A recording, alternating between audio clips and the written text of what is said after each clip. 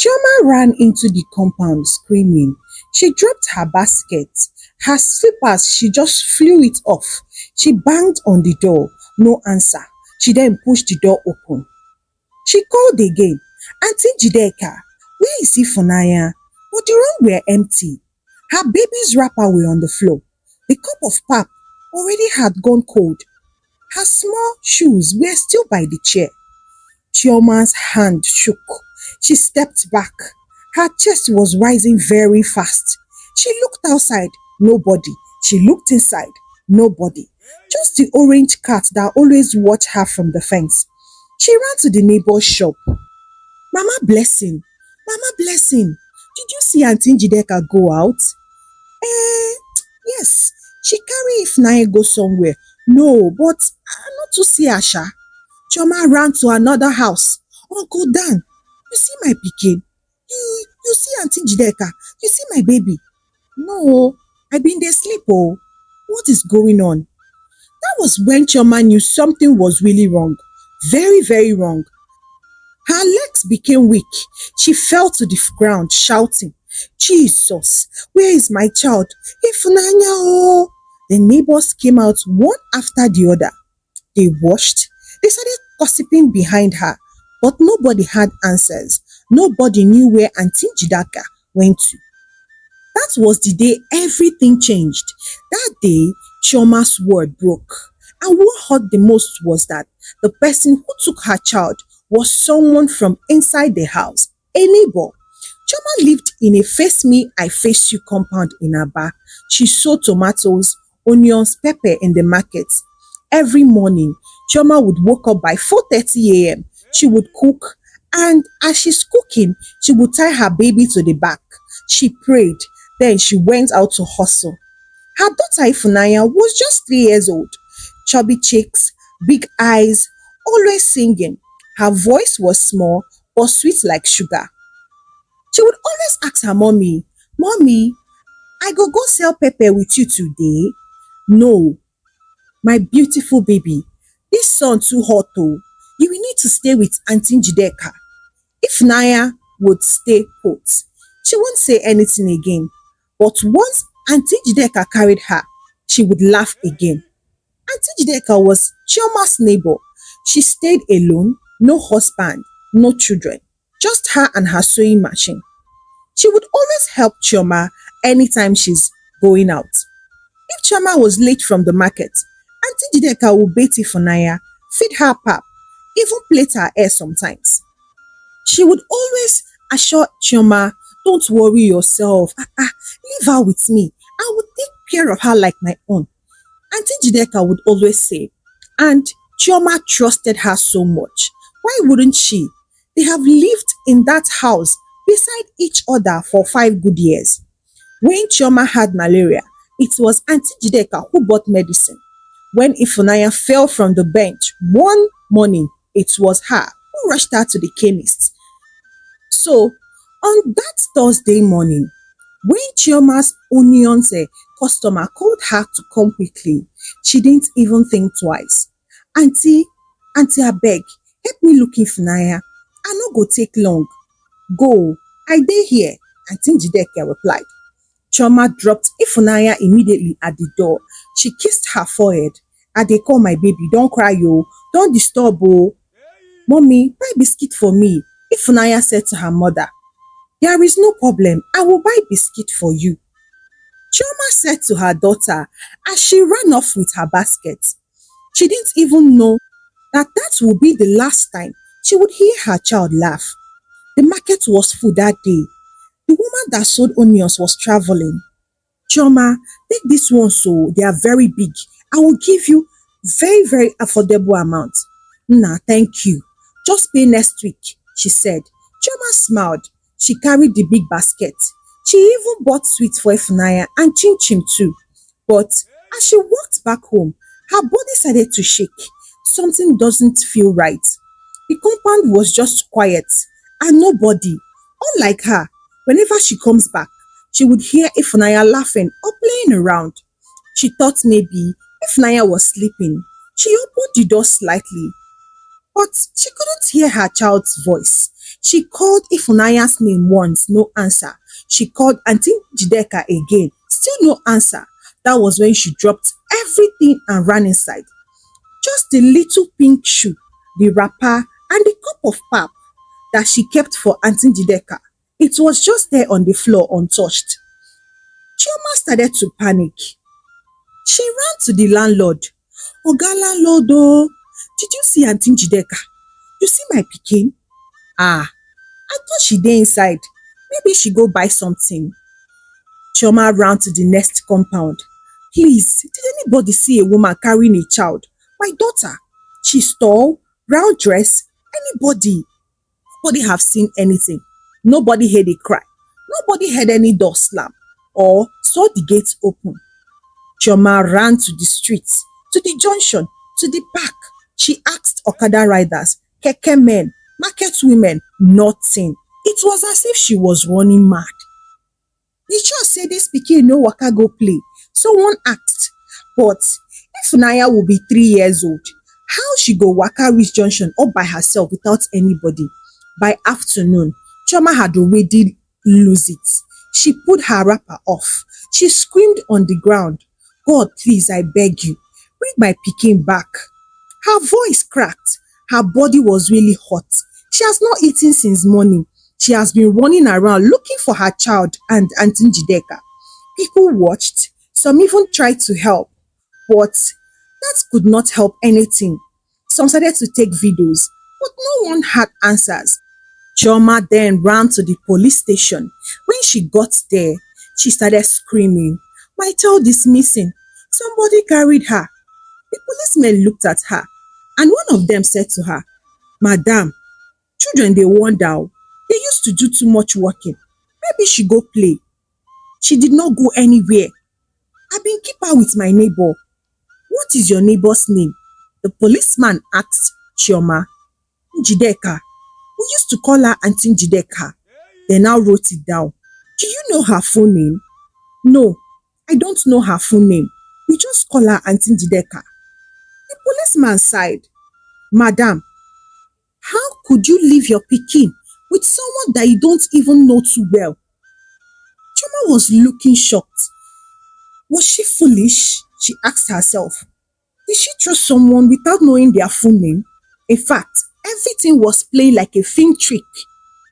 She even remembered there was one day she jokingly asked Auntie Jideka her full name, but she laughed and said to her, which one is surname again? Just call me sister, please.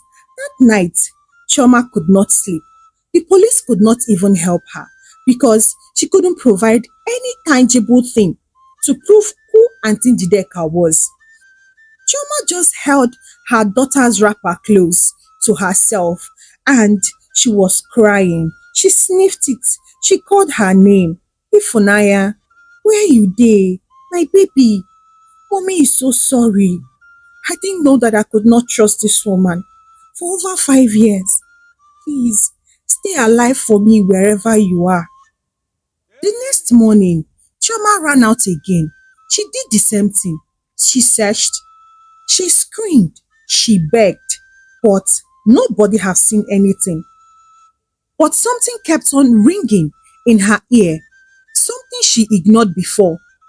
The police said, how did you leave your child with someone you did not know too well? Chioma had questions, big questions. Who was Auntie Jideka? Why did nobody know where she came from? And why she never talked about her family? Why did she stop using phone last week? Why did she always close her door with padlock even when she's inside? Was she hiding something all this while? Or was I just a careless mother? Chioma did not know answer to all these questions, but one thing was clear. She had to find her child, even if it meant losing her own life. Chioma sat outside her room. She hadn't bathed. She had not even eaten. Her eyes were red. Her voice were tired. She has cried, talked, screamed, yet no help, no answer. Her daughter Ifunaya was still missing. Her neighbor Auntie Jideka had vanished. and it has been 2 whole days. Nobody have seen or say anything that would help her. The police kept on giving her fake promises. Madam, wait oh, we have to track her number. You have to be patient. All these things takes time. But the number was off, switched off since the day she disappeared. Chama kept on crying. She held Ifunaya's small shoe. Where you dey, my baby? Where do I start from? She looked at Aunty Njideka's room. The landlord had already broken the door and the room was empty. Just an old mattress, a plastic chair and a small photo under the bed. Choma picked that photo. The photo was really faded, but she saw something, a baby. The baby was in Aunty Njideka's arms. The baby looked just like Ifunaya. Same big eyes, same round nose. Choma's heart skipped. Who be this baby? She ran to Mama Uju, the woman who sold beads in front of their house. Mama Uju, abeg, you know anything about Aunty Njideka's past? Anything that could help me? Please, help a mother. Chioma, you know e don tey oo. Na long time ago. I bin dey hear say she born pikin wey die. I hear say her child die long time ago. Aunty Njideka has a child before? Chioma asked Mama Uju. Yes now, but she no dey talk am. She don't usually talk about it. But after the child died, Njideka changed. She's always quiet, always inside her room. Chioma's heart was racing now. Are you sure that the child died? Mama Uju now replied to her again. Now waiting I hear is what I heard oo. As Chioma sat down, thinking, she remembered something. Weeks ago, she had caught Aunty Njideka crying and she asked her if she was okay. But Aunty Njideka replied, yes, it's just dust that entered my eyes. But it wasn't dust, it was something deeper, something very dark. Chioma knew now that she has trusted the wrong person. The next morning, she got up early. She wore her slippers, tied her scarf, and she took that faded photo. And she went straight to the police station. When she got there, she met with one of the police officers. Oga, I don't want to sit down and be waiting. You people should find my pikin for me. I need to find my child. They now sent her to the CID office. The officer there was younger, but he listened. Madam, we are going to help you, but you need to give us more information. Chioma handed him the photo that she got from the woman's room. He looked at it for a long time and he said, are you sure this person na your neighbor? Chioma replied, yes. She's the one, she carry my pikin run. The police officer nodded. Okay, we are going to check if she gets record. Maybe she don't do this kind thing before. And you have to give us time. Chioma looked at the police officer. Time again? And with time will still be going. That afternoon, Chioma did not even bother waiting for the police officers. She went and printed a picture of Ifunaya and she entered the street to search for her child herself. As she printed those posters, she started placing them on the walls. She pasted on the pole, the wall, the motor parks. She went to churches, she went to the market. Please, have you seen this child? Her name is Ifunaya. She be comot with one woman wey slim, dark, short hair. Everybody she asked would always say no, we don't know her. Some would even say sorry. Some even walked away without replying. But then one woman stopped. This woman was frying akara by the roadside. Come, let me look at that poster again. Choma held it out.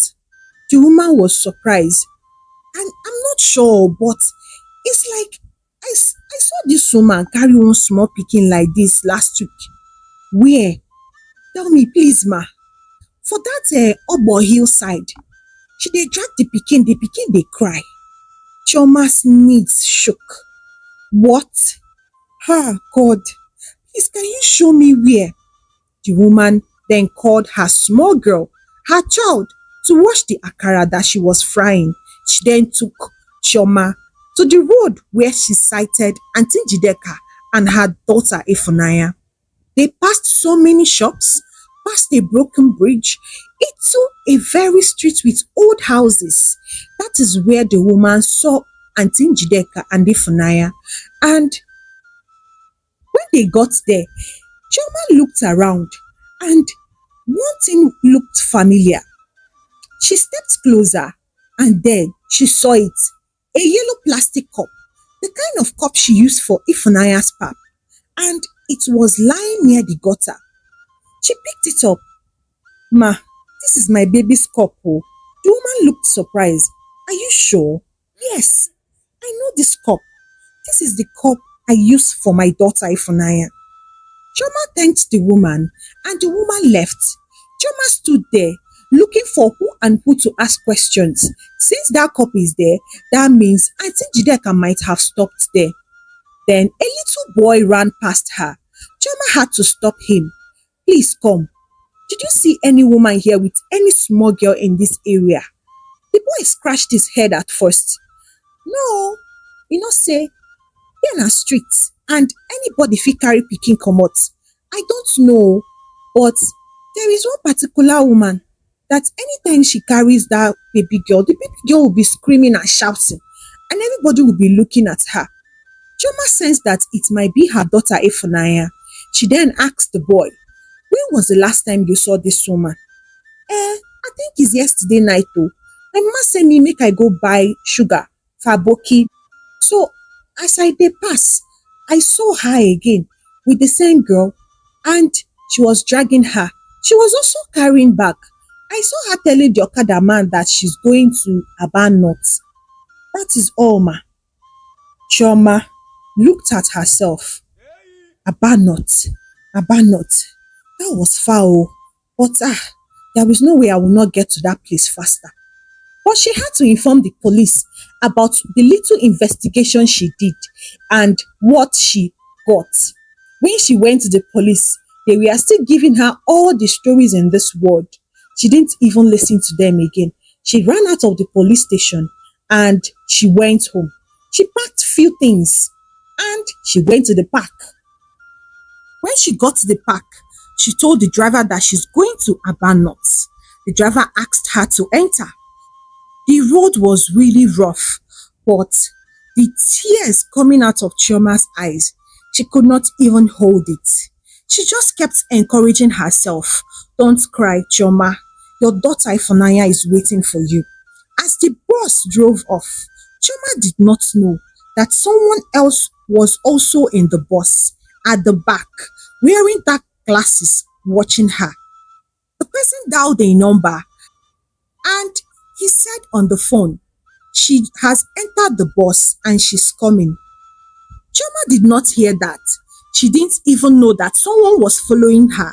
She just held the cup tighter and the little bag that she carried. As Chama got to her destination, she came down from the bus. The sun was really hot. She asked people one after the other, showing them Ifunaya's photo. But most of the people that she was talking to, none of them know anything about the photo or who she was looking for. Chioma then walked past a church and stopped. She entered inside and saw some people singing. As she entered, she begged one of them that she wanted to show these people here a picture of her child, and she did. Please, I'm looking for my child. She disappeared 3 days ago. Her name na Ifunanya. She was last seen with one woman. She's tall, slim and dark, and we know her as Auntie Jideka, and she is my neighbor. The people that was singing stopped, and one of the women came forward and asked Choma to come closer. Sit down, let us all pray. They prayed, they cried, then the pastor gave her water and 200 naira, told her to go with faith that she will find her daughter. She should be rest assured that God, who answereth prayer, hears her cries. Choma left and There is nowhere else she could sleep at night. She searched and searched, but she did not see her daughter. She had to go back home on the fifth day because she had not gotten any good sleep and she has not eaten any good food. She was even weak. She went back home to clean up herself and eat properly. That day that she came back, her neighbor, Mama Amaka, met her at the gate. Chama, so you never find out your pikin? No, ma.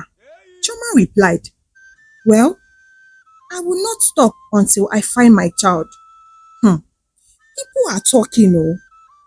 Talking about what? Chama asked Mama Amaka. They are saying that you are not watching your pikin well. They are saying that she used to follow person. She'll be running up and down. Choma became very angry. What do you mean follow person? Run follow who?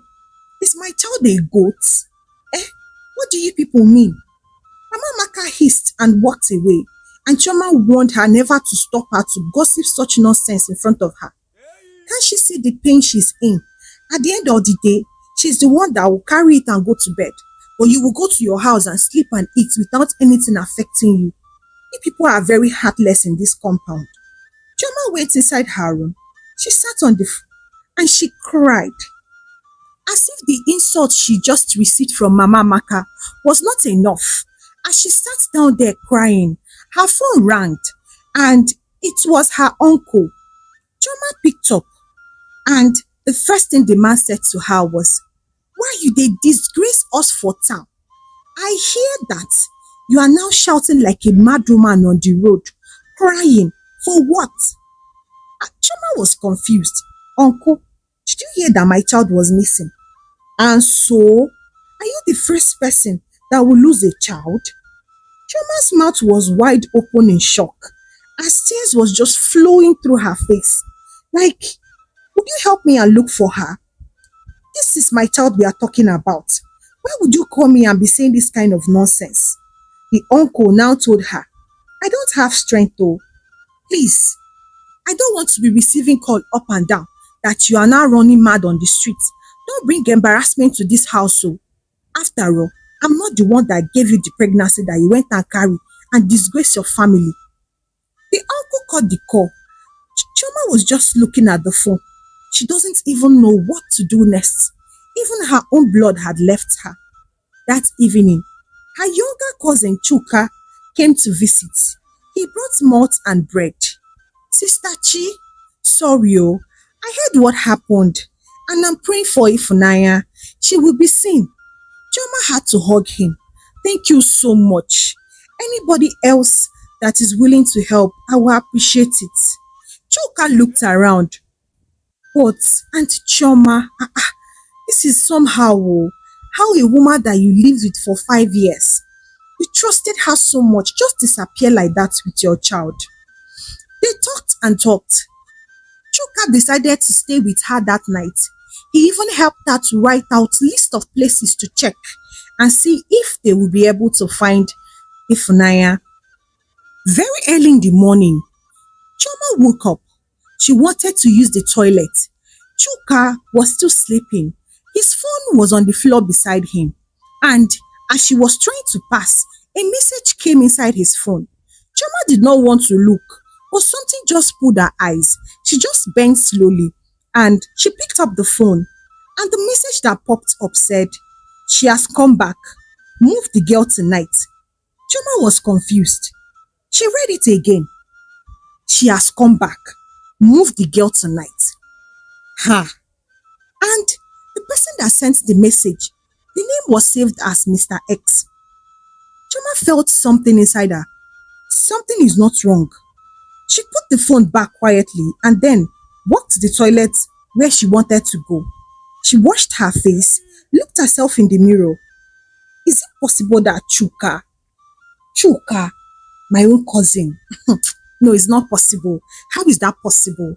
Because I'm even surprised he came here and he slept over, unlike the Chuka I know. And Chuka never liked children, Choma said to herself. The last time he came here, He was just complaining on how Ifunanya was crying anyhow. And Chama remembered that was a day that Chuka bought cake for Ifunanya, and Ifunanya did not eat it. Ifunanya said that the cake smelled bad, and the one that she even tasted, she vomited it. When she asked Chuka what she gave to her daughter, Chuka said it was just cake. But why would cake be smelling bad? Something is wrong somewhere. Chama woke up. No one is to be trusted this time around. As Chama returned from the toilet, Chuka was already up, and he said he wanted to go to one particular place. Chama asked him if she would escort him to that place, but Chuka told her not to bother, that he would be fine, and he's going to come back in the evening.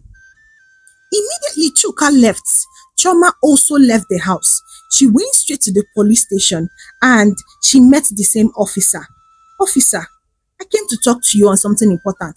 It's not as if I should not take matters into my hands, but since it's involving someone closer to me, I think it's important I bring it to your notice. The officer now said, okay, sit down and talk to me. Chama now showed him the message she copied into her phone. She screenshotted it, and the message was coming from her cousin's phone. And the message, she saw it very early this morning. The officer now asked her, do you trust him? Sir, me, I don't know again, no. Because Chuka has been so helpful. He even helped me print the poster. He was helping me on a way to look for Ifunanya.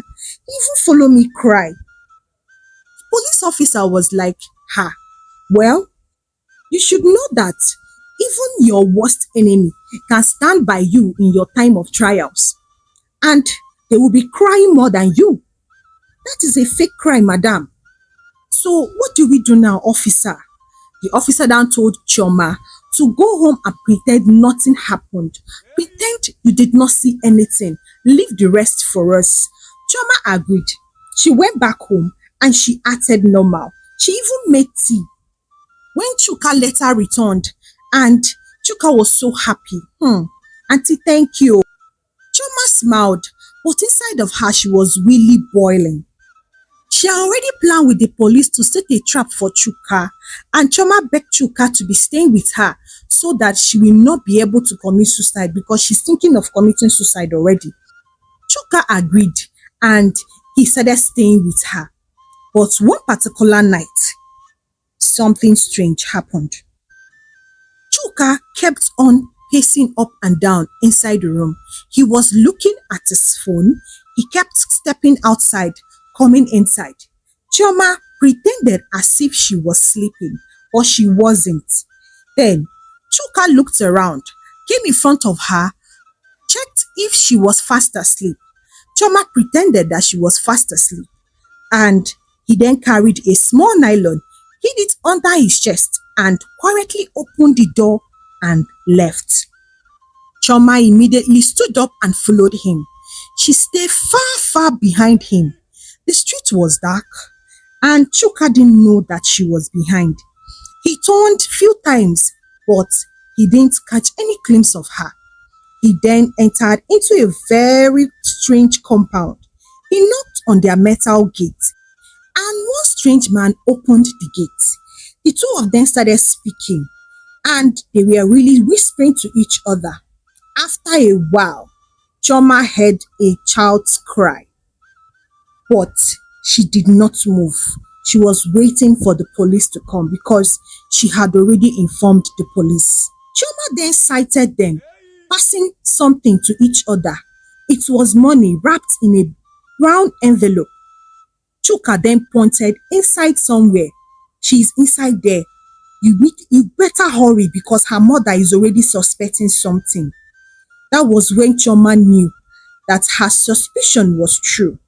Her own cousin, her own blood, is selling her own child. She felt weak, but she remembered what the officer said. Stay calm. We are watching. She then stepped back. Suddenly, the siren came and it was the police. Police, nobody should move. The gate man tried to run, but they grabbed him. Even Chuka tried to escape through the back. But Chama sighted him and she shouted, "Catch him, oh! That is one of my cousin. He helped them. He's even holding the money." The two police officers grabbed Chuka. He screamed, he begged, "It's not me, oh! I don't know what they are talking about." But Chama and the police officer already had evidence. Chama was so shocked. She could not believe that her own blood could do this to her. "Chuka, you sat with me. You ate my food. You cried with me." "Sister, please, I just wanted money." "So you wanted money, and the person that you saw that you want to sell is my own baby for money?" Chuka started to cry crocodile tears. "I do not mean it like that. I don't know that it will go this far." Chama angrily slapped him. "This is what you did to me. You sold your own sister. You are worse than people buying children." The police then took Chuka into their van. They also arrested the other men, 3 women and 1 woman that was also inside the kidnapping children thing. When the police officers got to where they kept Ifunanya, there were also 3 children there, underaged 5. All of them were crying. But Chama looked at only one person, her beautiful daughter Ifunanya. She was sitting at the corner there. Chama knelt down and hugged her. "My baby, mommy is here." Ifunanya looked up and immediately she sighted her mother. She smiled and ran into her arms. When Ifunanya and her mother returned home, everybody came out to welcome her. Hey, Mama Blessing bought jollof rice. Even Uncle Dan brought malt for Ifunanya. Mama Ujunko, she was so happy. Everybody was so happy to see Ifunanya and Chama back in one piece. "You really try, your Chama. Thank God that you did not give up." Chama was just smiling, and as she looked at Ifunanya, she could see that she's a proud mother for fighting and making sure that her daughter comes back alive. Chuka later gave the police the address where Auntie Njideka was. She was also paid to play along, and at the end of the day, that was how Chuka convinced her and the 2 of them tried to sell Ifunanya. She was also caught and apprehended. Each time Chama looked at her daughter, she thanked God. "Thank God, I almost lost you. But God, you gave her back to me." She remembered one thing: not every smile means safety. Not every sister or brother means family. Even the closest person can carry the most darkest heart on earth. Chama's story is not just a story, it's a warning, it's a lesson and a cry for help. She was so lucky to get her baby back. Some mothers never got their children back home to date. Some people never found their way home. If you're watching this, please protect the ones you love. Ask questions and don't trust anyone blindly to leave your child for him or her to take care of. Even the devil's weird rapper, even the thief eat from the same plate that you are eating from. Please, my besties, share these stories, warn another mother and open someone's eyes. Drop a comment in the comment section and tell me that you love this story. And do not forget to like and click that subscribe button, very important. You can also support Mona if you love her story. If you love my story rather, you can also support me and buy me a coffee. The link to buy me a coffee is on the description of this story and on the bio of the channel. See you on the next one. Goodbye and God bless you.